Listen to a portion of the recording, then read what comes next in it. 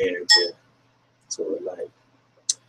Good morning. My name is Kip Baggett. I'm a physician and an epidemiologist with the U.S. Centers for Disease Control and Prevention based here in Lusaka, Zambia. And I'm going to be talking to you this morning about hepatitis, specifically viral hepatitis, and this is in recognition of World Hepatitis Day, which is today. And I'll be explaining that, as well as talking about hepatitis, the burden of hepatitis, the epidemiology of hepatitis, and what we can do about it. So thank you for listening, and now we'll switch over to the slides.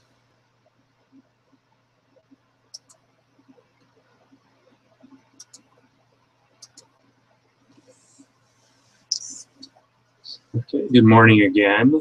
World Hepatitis Day is today, and in honor of that, I'm going to be talking to you about mostly viral hepatitis, and I'm going to be explaining what that is, and this is mostly going to be a high-level presentation, but hopefully we'll raise some awareness about hepatitis, how important it is, and how to prevent it.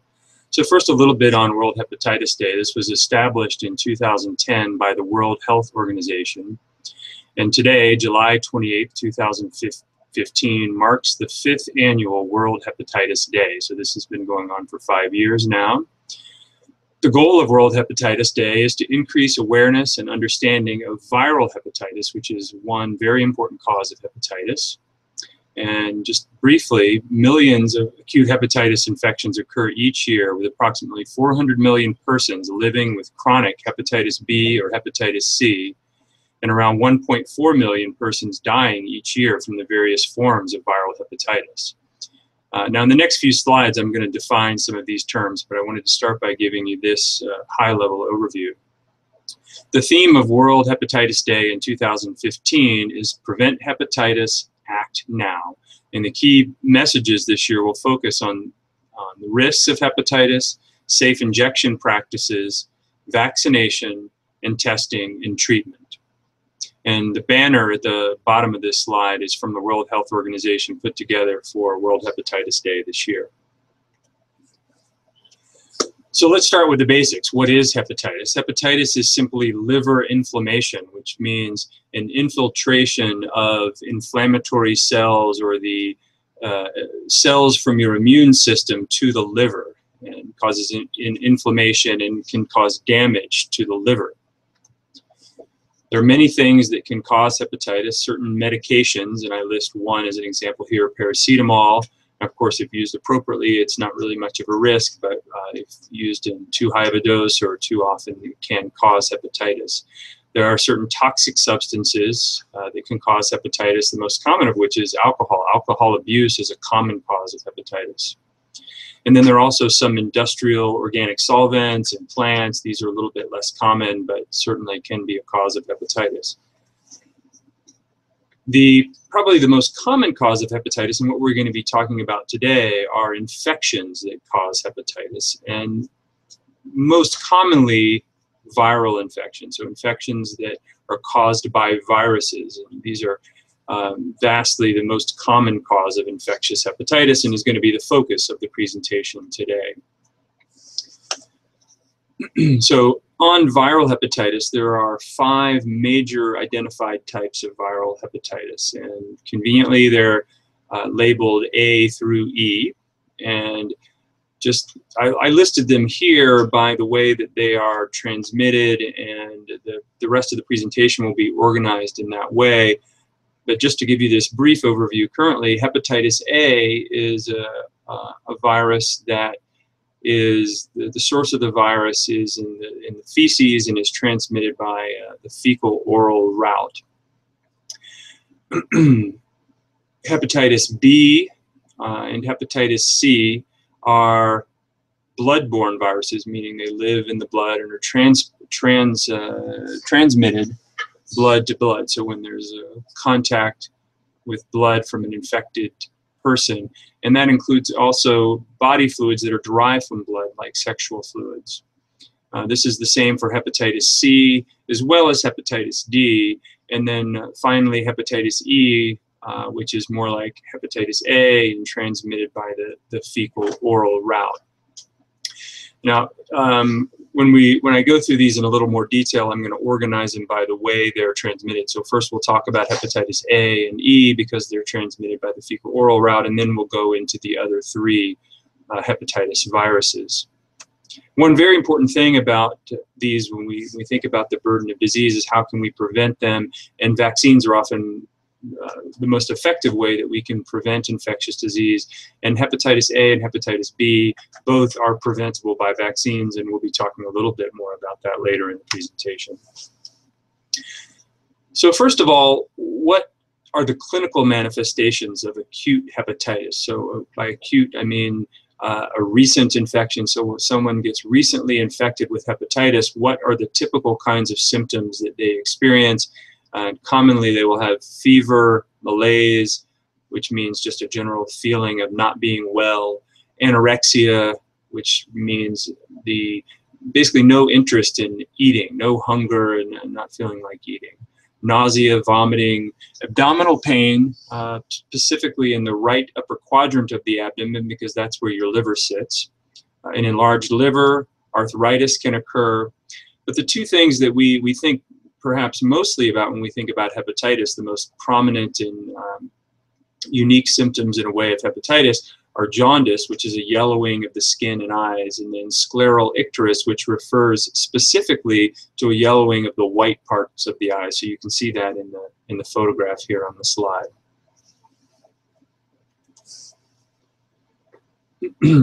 This slide speaks to the global importance of hepatitis and why we care so much about it from a public health standpoint, because it kills a lot of people.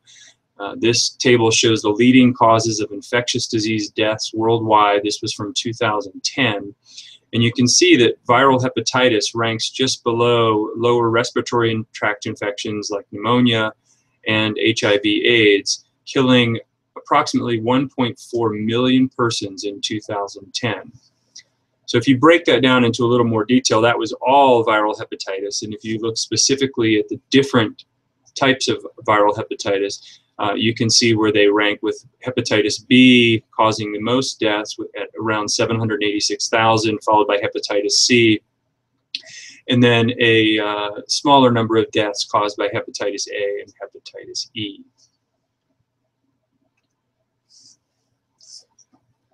This table summarizes some of the basic information about the viral hepatitis or the hepatitis viruses, and is organized by the source of the virus, so where the virus typically lives, how it's transmitted, and whether or not it causes chronic infection, and then the severity. And this is the order that I'm going to be talking in detail about each of these viruses. You can see hepatitis A and E we'll start with, because these are viruses that are vast majority of time basically live in the feces and are transmitted by the fecal-oral route. These viruses do not typically lead to chronic infection, except sometimes hepatitis E in persons whose immune systems are compromised. Hepatitis B, D, and C, these are viruses that live in the blood or in fluids, body fluids that are derived from blood.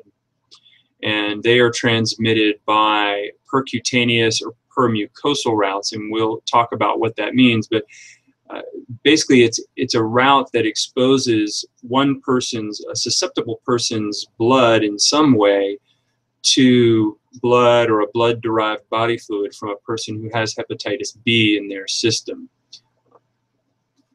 And another important difference of hepatitis B, D, and C is that they can lead to chronic infection, meaning that the inflammation caused by the virus can continue over a long period of time, often the rest of that person's life, unless treated or managed appropriately. So first, let's talk in a little more detail about the hepatitis A virus and hepatitis A infections.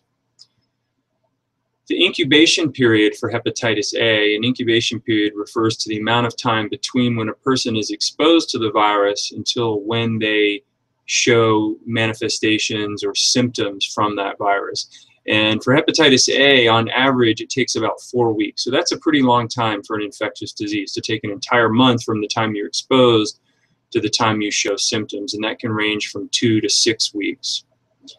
Approximately 10% of children develop symptoms when they're infected with hepatitis A, but a much higher percentage of adults, when affected, develop symptoms. And so one thing that it's important to note here, so that means that not everybody infected with hepatitis A actually develops symptoms. So in children, upwards of 90% don't actually get symptomatic. But importantly, they are still able to transmit the infection even when they don't have symptoms from the disease. Adults tend to have more severe infection when they are infected with hepatitis A and are more often symptomatic. Case fatality, which means the percentage of infected persons who die, relatively low overall. 0.3% of persons infected with hepatitis A die. That is significantly higher in persons over 50 years, with 1.8% of infected persons dying. Hepatitis A does not lead to chronic infection, so when the infection resolves, you have protective antibodies that would protect you from getting infected again. So that gives you lifelong immunity if you've been infected with hepatitis A once.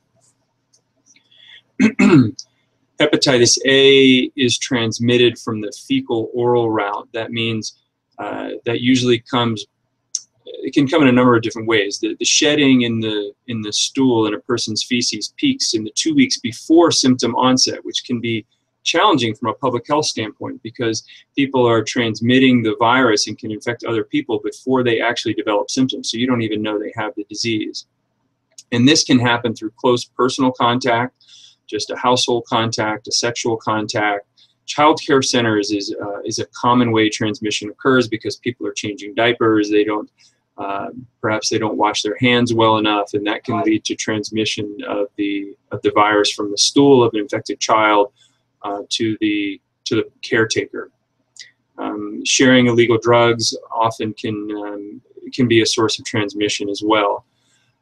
From a more community level, an important way that transmission can occur is through contaminated food and water. For example, a food handler who's infected with hepatitis A and is not carefully washing their hands contaminates food and then gives it to people that are eating it at a restaurant or a food stall or something to that effect.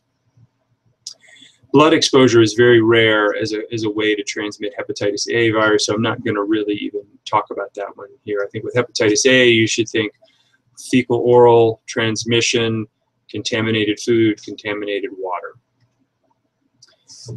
Hepatitis A, similar to the other hepatitis viruses, can be diagnosed by detection of antibodies in the blood. And antibodies are the proteins that your body makes to fight infections. And so when you get infected with hepatitis A and other infections or hepatitis viruses, your body mounts a response by making these antibodies, and there are tests for these antibodies, so you can determine if a person has been infected with hepatitis A by looking for these specific antibodies. Specifically here, IgM tells you if there's been recent infection, and the IgG is a different type of antibody, but the presence of IgG suggests that you've had past infection, so you were infected in the past, and usually that antibody would be detected for the rest of your life. You'd be able to detect that if you ever had been infected with hepatitis A, or if you had been immunized against hepatitis A. Stepping back to look at the global picture for a minute, this is the geographic distribution of hepatitis A virus infection. So the different colors here represent how common hepatitis A infection is in these different parts of the world, and the red represents areas of high prevalence, which means there's a lot of hepatitis A around and people get infected. It usually means people get infected at a very early age.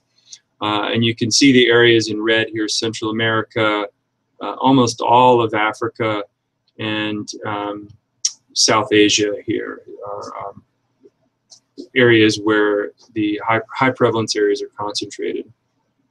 The blue represents still high prevalence areas, but slightly lower than what is seen in the red areas, and then going down from there. This slide is maybe a little bit more difficult to follow, but I think it's a worthwhile message to try to convey. This is the epidemiologic shift in the prevalence of antibodies to hepatitis A virus. So let's start by looking just at the yellow line here.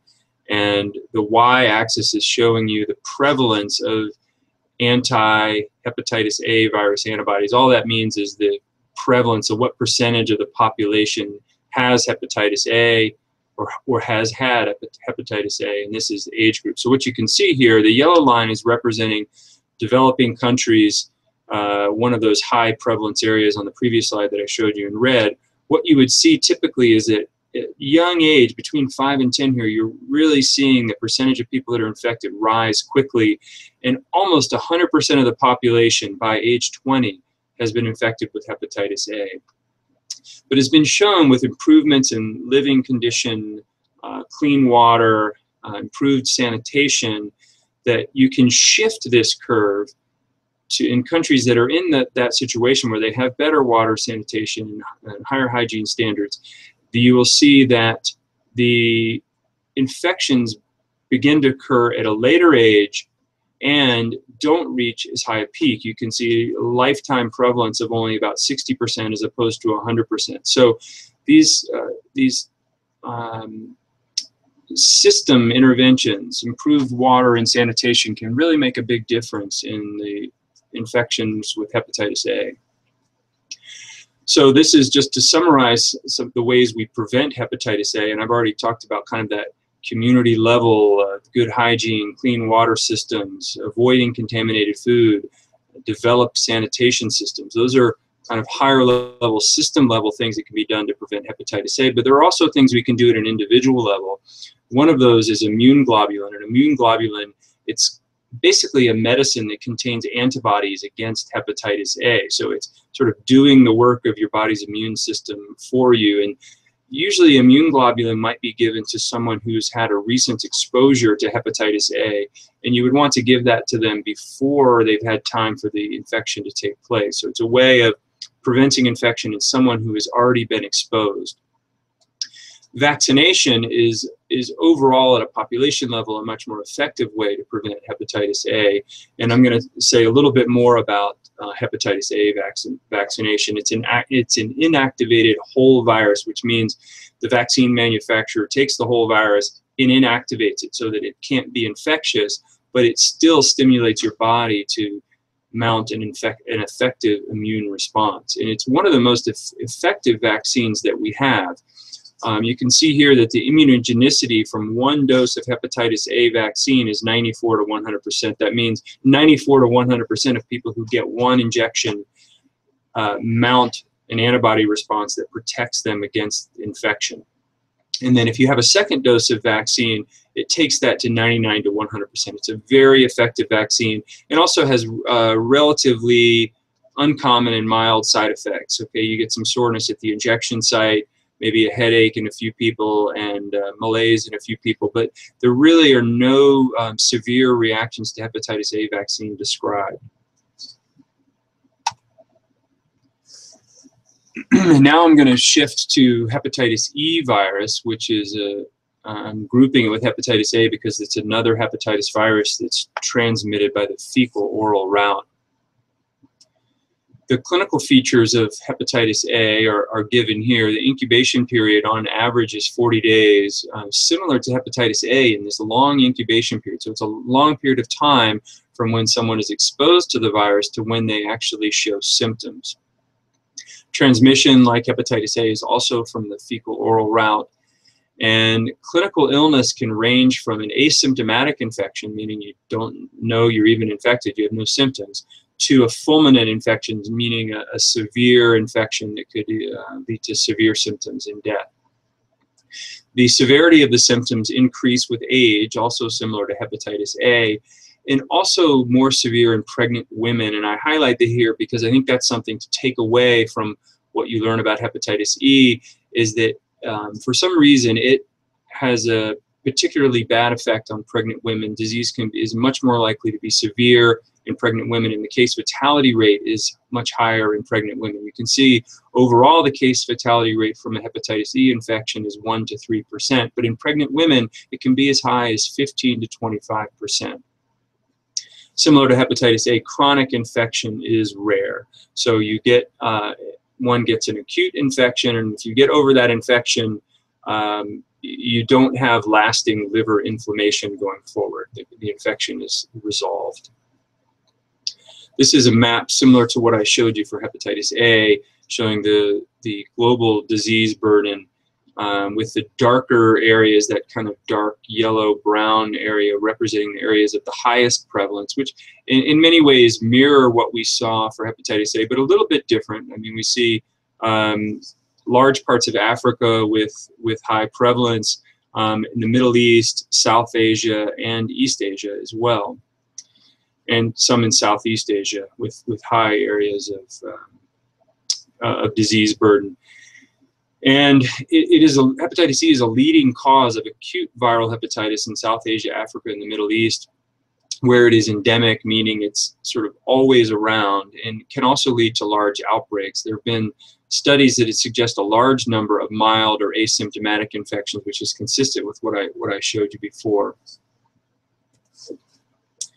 There are a little bit of data. I'm talking to you from Zambia, and so there are some data from Zambia on hepatitis C. There was one study that was published in 2014 that assessed the prevalence of hepatitis E among adults and children in one township in Zambia.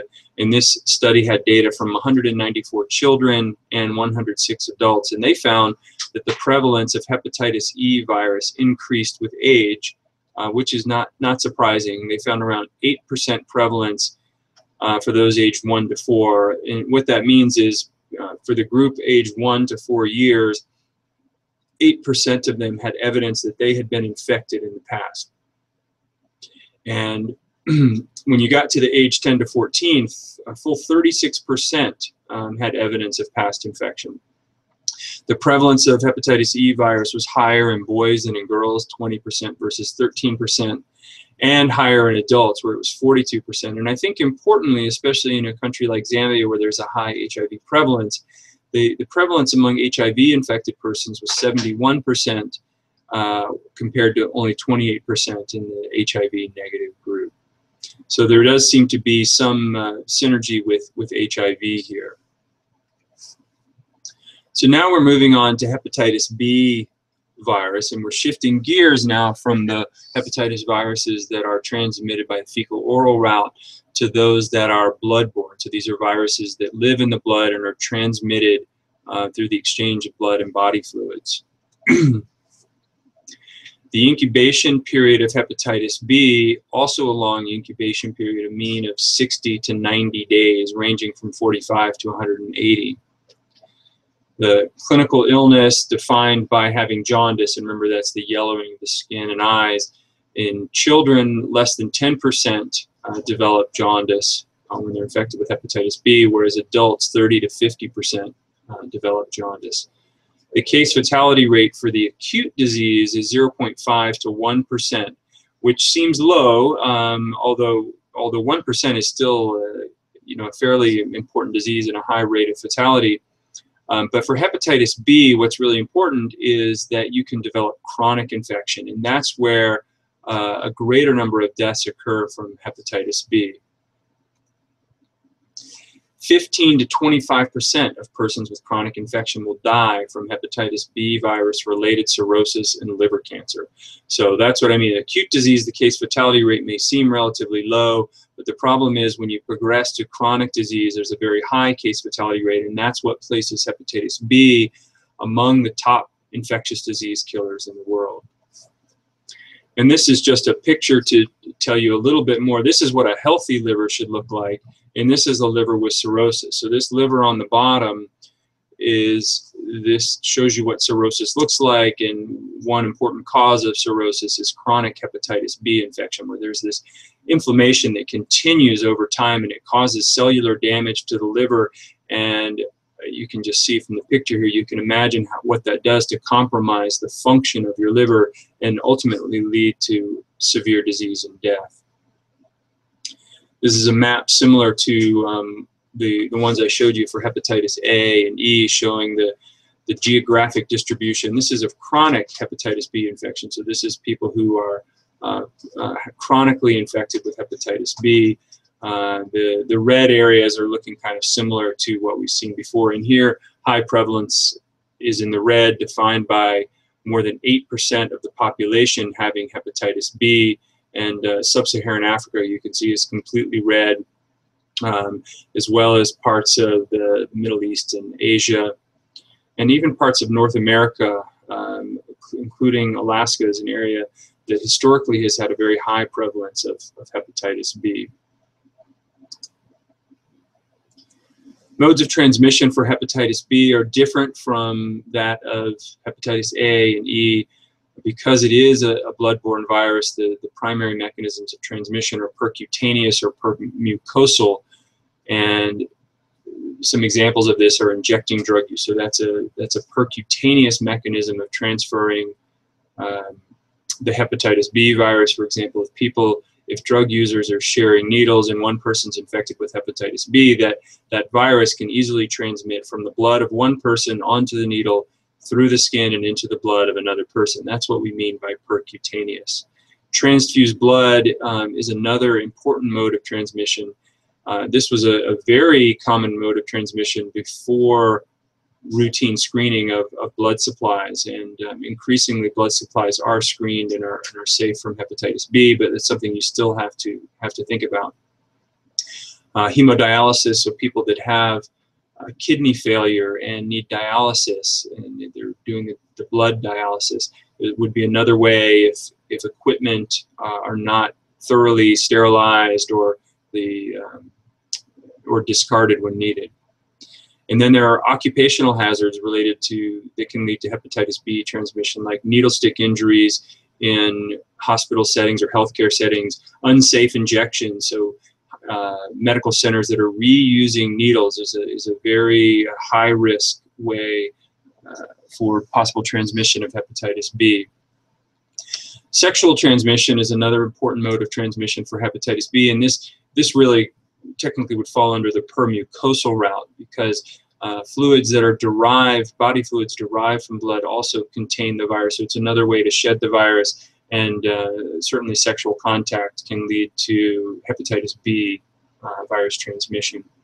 And then perinatal transmission of hepatitis B is another important mode of transmission. So if the mother is infected with hepatitis B, they can transmit to their newborn baby. And the transmission usually happens around the time of birth as opposed to during the pregnancy. One other thing that's worth mentioning about hepatitis B is how it behaves in the environment. The virus itself is actually stable in the environment for at least 7 days, and this includes in the absence of visible blood. So you could have, if there's been a spill on a countertop that contained blood or blood products that wasn't thoroughly cleaned up, you might not even see that blood is there, but the virus could still be living on that counter. And what that means is it opens up another way of potential transmission, and that's via contaminated objects. It's just something to be aware of is one potential way to transmit hepatitis B. The diagnosis of hepatitis B, the diagnosis of all these hepatitis viruses is similar in a lot of ways, in that there are blood tests that are testing for antibodies, which are, again, your body's immune cells produce these proteins. So you can test for those antibodies as evidence of recent infection or past infection, or there are also some tests for the virus itself. So you can test for an antigen or a protein that's directly from the virus, which tells you that there's actual virus still present in the blood. And increasingly, we use nucleic acid tests. So these are tests that test for the DNA or RNA of that virus. And I'm not going to go into the details about hepatitis B, but there are a battery of serologic tests that can be used for the diagnosis of hepatitis B, and it also can be used in combination to understand, one, how recent the infection was, and two, whether that person remains infected chronically. And if they are chronically infected, how active that infection is. And because active infection puts that person at higher risk of transmitting to other people, especially if a pregnant mother is actively infected. That's higher risk of transmission to her newborn. There are some treatments available for hepatitis B virus. They're not perfect, they're not great, they're expensive. and not always accessible to many parts of the world. But one of these is interferon, and this is primarily for patients with chronic active hepatitis. So they're infected long-term and have active replication of the virus. The response rate to interferon is on the order of 30 to 40%. There's also a medication called lamivudine, which is, I won't go into the technical description of how it works, but generally it's a well-tolerated medication. It's not perfect, and when you stop the medication, unfortunately, there's a tendency to relapse. And successful response to treatment can be documented via some of those tests that I talked about on the previous slide. Prevention of hepatitis B is very important, and I think is our best hope for really having an impact on the morbidity and mortality caused by hepatitis B. Vaccination is very good. There's a highly effective vaccine available. It can be given to those who are at increased risk of hepatitis B, such as healthcare workers, but increasingly is given routinely to everyone in a population, starting as neonates. And we'll talk in just a minute a little bit more detail about the vaccination schedule. Similar to hepatitis A, you can also use hepatitis B immune globulin, which is a formulation of antibodies against the hepatitis B virus, and that's used to protect persons who are exposed to hepatitis B. One of the common times that immunoglobulin is used is when there is a baby born to a mother who has active infection with hepatitis B. You can give immunoglobulin to that baby in addition to vaccine to give that baby the highest chance of not acquiring the infection. It's also, you know, from a system standpoint or a community level standpoint, one other very important thing you can do is screening blood donors and screening the blood supply, so that you don't have virus in the blood supply and are not transmitting virus via blood transfusions or transfusion of blood products. A little more on hepatitis B vaccine. It was licensed in 1981 and is generally given as a 3-dose series, typically at age 0, so really right at the time of birth, and then at age 1 to 2 months, and then again at age 4 to 6 months. This is a vaccine that most countries have adopted into their schedule because it has such a big impact. And the number of countries using hepatitis B vaccine increased from 107 in the year 2000 up to 178 in 2009. Global vaccination by 2010 was around 70%, which is lower than we'd like it to be, but is still, I think, a laudable achievement. And it's estimated that at least 700,000 deaths from cirrhosis and liver cancer are expected to be averted in each annual birth cohort. So each birth cohort in these 178 countries around the world. And that is quite a remarkable achievement, and I think highlights the impact of this vaccine. In fact, this statistic was cited in a list of the top 10 public health achievements between 2005 and 2012. I might have those years wrong, but it has been cited as a major public health achievement. Okay, hepatitis D virus is a virus that you don't hear quite as much about. I won't spend quite as much time on this, but similar to hepatitis B, it's a virus that lives in the blood and is transmitted by a percutaneous route or per mucosal route. So we talked about injecting drug use, sexual transmission, and perinatal transmission, or transmission around the time of birth. One unique thing about hepatitis B virus is it's sort of a defective virus. It can't really do anything on its own.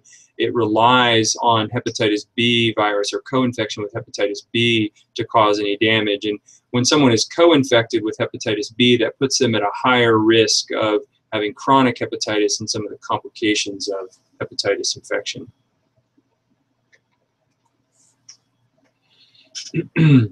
Hepatitis D is endemic in the Amazon basin, eastern southern Europe, and parts of Africa, Middle East, and Asia, with an estimated 15 to 20 million co-infections with hepatitis D and B.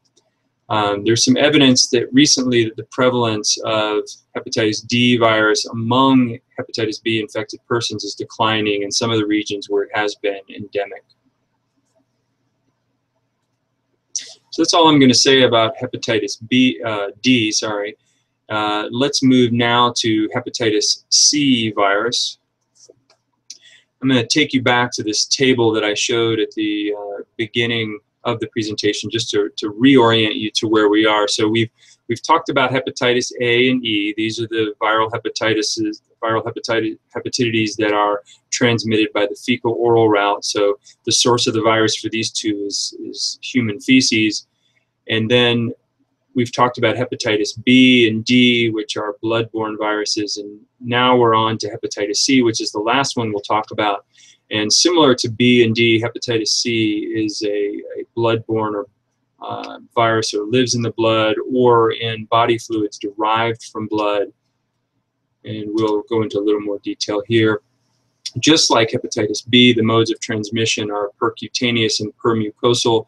The proportion of infections transmitted by each of these routes is a little bit different than hepatitis B. Hepatitis C a greater percentage of the hepatitis C infections occur through a percutaneous route when compared to hepatitis B, but still you can think of the modes of transmission as basically being the same: injection drug use, transfused blood before we were routinely screening blood supplies, hemodialysis. There are occupational risks, especially in healthcare settings, and then unsafe injection in medical practices. Sexual transmission occurs, as does perinatal transmission. So a little bit on chronic hepatitis C virus infection and why it's been a growing problem worldwide. And I think some of this is attributed to 20th century innovations in the widespread availability of injectable therapies, injectable illicit drugs, and blood transfusions. So as these things became more common and more available in developing settings, that also opened the door for this risk of transmission of hepatitis C through this route, because those are also settings where in low resource settings where you might be more likely to have people reusing needles, reusing injecting devices. And so I think many people attribute the rise in hepatitis C infections globally to these changes. It is an ongoing problem worldwide, largely attributable to inadequate attention to infection control in healthcare settings. Again, going back to safe injection practices largely. Improvements in blood safety have had a big impact in the developed world, and I think are increasingly doing so in the developing world, but it's still a higher risk of transmission of hepatitis C through the blood supply in less developed settings. We estimate approximately 170 million chronic infections with hepatitis C, so 170 million people globally with chronic hepatitis C infection. And global burden of liver disease attributable to hepatitis C, 27% of those infected with cirrhosis and 25% ultimately developing liver cancer, and around 500,000 deaths per year. So a very important cause of morbidity and mortality globally. And here's that map, a similar map that I keep showing with, again, high prevalence here is defined a little differently than the map for hepatitis B. Here, high prevalence is greater than 3.5%. And the distribution is a little bit different. We're seeing, in this case, the higher prevalence is in Northern Africa, Middle East, and Asia, as opposed, we're still an important burden of disease in sub-Saharan Africa, but unlike the previous hepatitis viruses, it's not the area with the highest burden.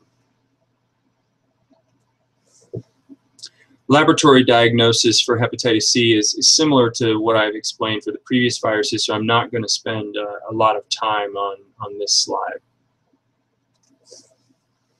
There have been some real advances in the treatment of hepatitis C just in the last few years that have a big impact, that have had a big impact, I think have the potential for a big impact if we can increase access to these drugs. Historically, treatment options were limited mainly to two drugs, that's pegylated interferon and ribavirin, which were moderately effective, very expensive.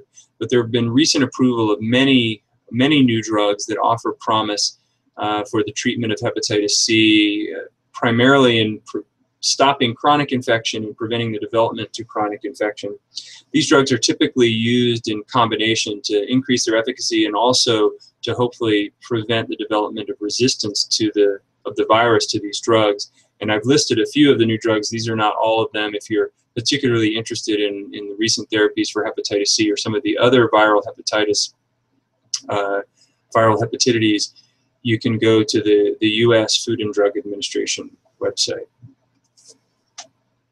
Prevention of hepatitis C. Unfortunately for hepatitis C, we don't have an approved vaccine or a vaccine with proven efficacy at this point. So we're limited to preventing transmission through screening of blood, organ, and tissue donors to make sure that we're not medically inducing hepatitis C infection by transferring infected body fluids.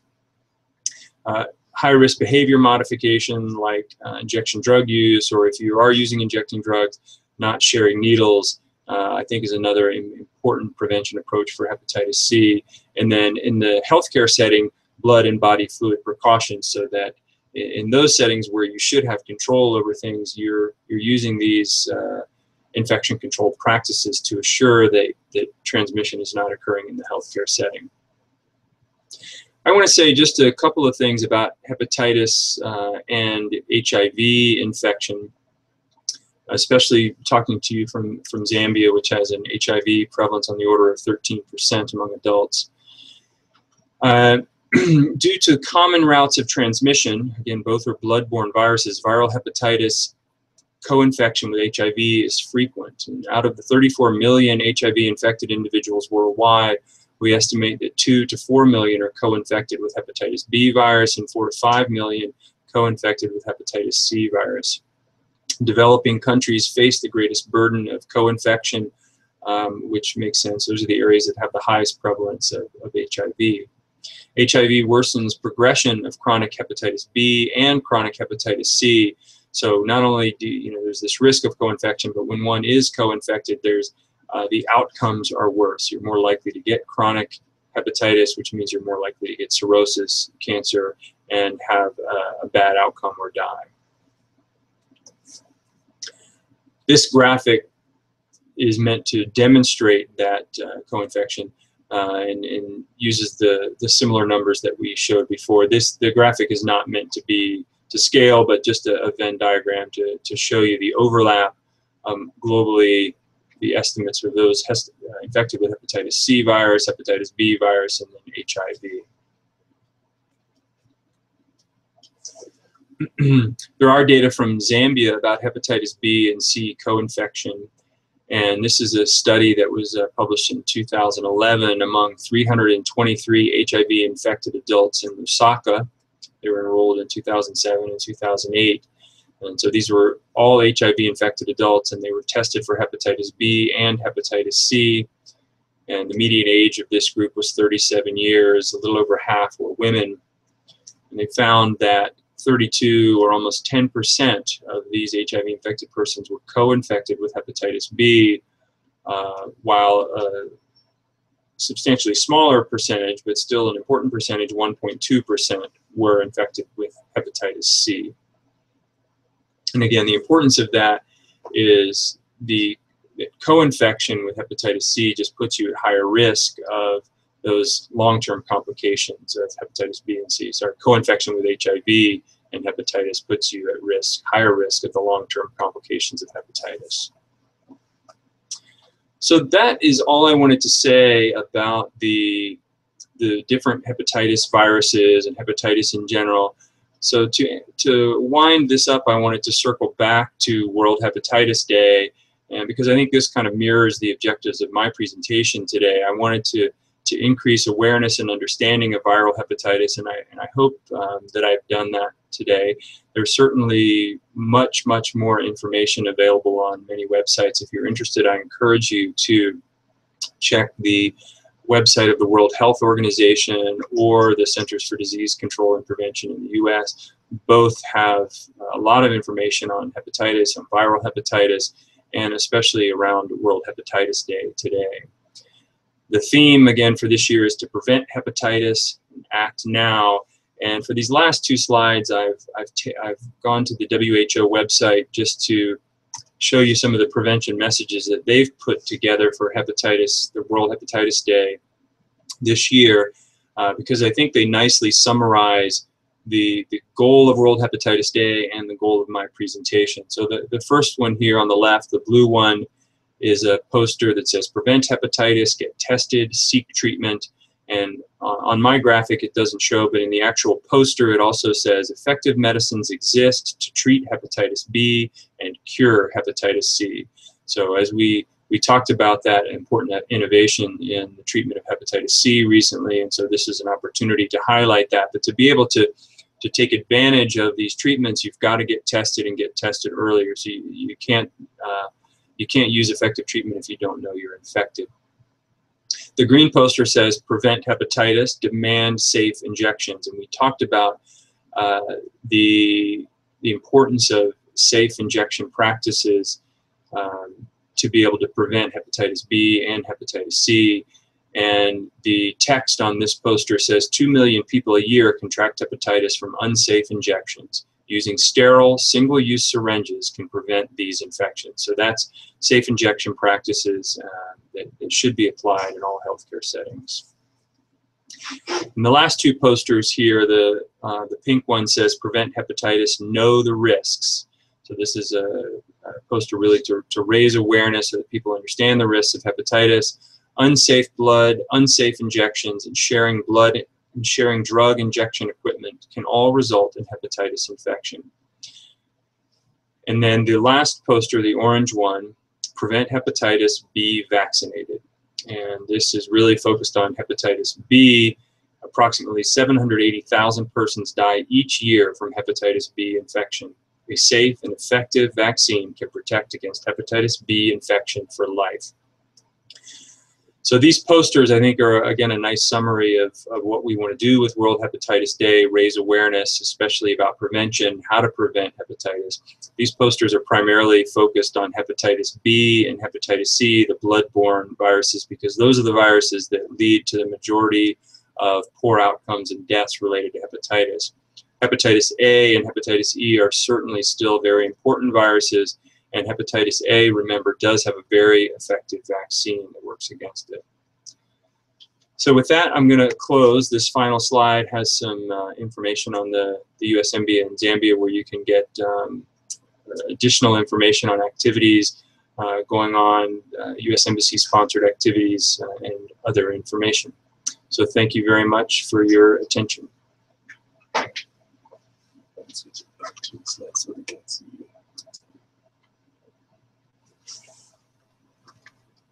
I guess they're putting me back on the screen now. So thank you again for listening. I hope you've enjoyed the presentation and maybe learned a thing or two.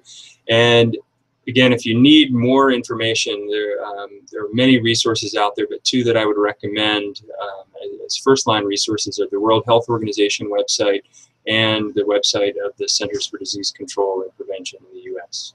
Thank you very much.